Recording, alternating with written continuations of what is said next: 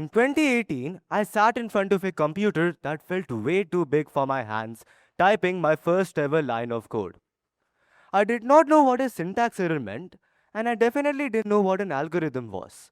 All I knew was that I had typed some lines of code into the computer, pressed enter, and the screen was flashing red error messages at me. Mind you, that was 7 years ago. My name is Shaurya Singh, a student of National Public School ITPL, currently studying in grade 9, and the founder and CEO of Newu Technologies. Now, I know what most of you may be thinking here. Why Newu? Well, the idea behind it is very simple. When you translate the Hindi word yuva into English, it basically means youth. Combine that with the word new, what do you get? New youth. In this increasingly digital world, where ideas and innovation are of utmost value, which generation will provide these ideas? The youth. And that is the entire reason why I named my startup New Youth Technologies. So, here's a simple question people ask me all of the time. Aren't you worried that AI will replace you? And my answer is always the same. No. Because AI isn't here to replace you, it is here to replace the tasks which you spend your time on so that you can spend your time on doing tasks which are better. So, today I will be talking to all of you about how you can use AI to build a future that nobody can take from you. So, here's this one common fear that every one of us has felt, this quiet and nagging one. Why should I learn this if AI can just do it for me? Why should I learn to practice essay writing if ChatGPT can make better ones? Why should I learn to code if Claude can make a website in under 5 minutes?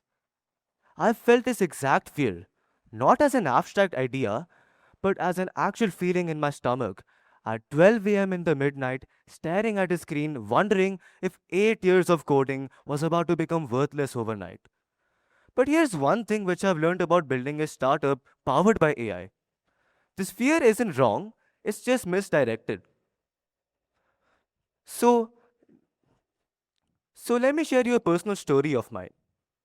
In 2018, I was a kid who got obsessed with the idea that you could type words into a computer and make it do things. Not to play with it, but to build with it. I started learning coding the slow way. Tutorials, broken projects, YouTube videos, and forums where people were kinder than I expected. For years, coding was just a hobby that made me feel powerful in a world where, as a student, you don't get to feel powerful very often. Then AI tools started becoming genuinely useful. Not just chatbots for fun, but real tools that can help you generate content, boilerplate code, analyze data, and a lot more other things. Then I had a choice. The same choice every one of you in this room currently has. I could see AI as a threat to the skills which I had spent 8 years perfecting. Or I could see it as a lever, the same lever that would help me build things 10 times faster than the version of me from 2018 ever could. The option was very obvious. I chose the lever. Today, my startup helps businesses by automating parts of digital marketing at a scale one person alone could never do. But here's the part where AI misses. AI does not understand a client's brand's voice until we teach it to. AI does not know what Instagram post will make a significant impact on the customer viewing it unless and until the human tells it what that significance behind the post is. I'm not competing with AI, I'm directing it. And there is a huge difference between these two things, and that is the entire theme of this talk. So let's get practical here. If you're sitting here thinking, okay, inspiring, but what do I actually do with this? Well, here are three things that you can make use of as a student right now. Use AI to learn faster, not to learn less. There is a huge difference in between asking AI to do your homework and asking it to actually explain it to you. When I don't understand a coding concept, I don't just ask AI to write the entire code for me. I ask AI to explain the same coding concept 3 times in a row, quiz me on it, and then I write the code on my own. Badly at first, the way everyone else does. And here is the honesty about AI. It can be the most brutal, no, it can be the most honest tutor you've ever had. It will explain the same coding concept to you 10 times in a row without any judgment. It will explain the same grammar rule 3 times without sighing at you. Use it like a tutor, not like a vending machine. Use AI to build things before you feel ready. Here's a secret about entrepreneurship nobody tells you. You never feel ready. I still don't in most of the days. But AI collapses the gap between an idea and a prototype.